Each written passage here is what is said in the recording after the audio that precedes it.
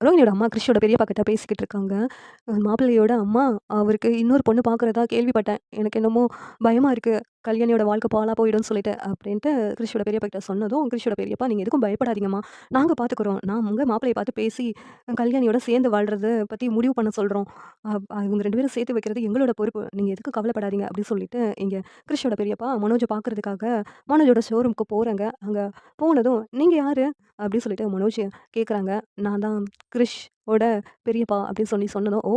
அந்த ரோஹினோட புருஷனோட அண்ணனா நீங்க?" அப்படின்னு சொல்லிட்டு மனோஜ் கேட்குறாங்க. "ஆமா.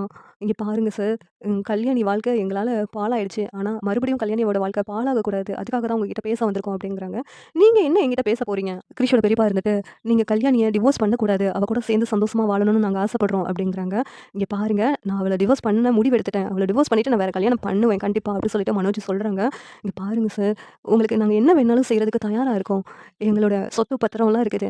அதுல பாதி சொத்து கிரிஷ்க்கு தான் சேரும். அந்த சொத்த கூட நாங்க உங்களுக்கு எழுதி வைக்கிறோம்.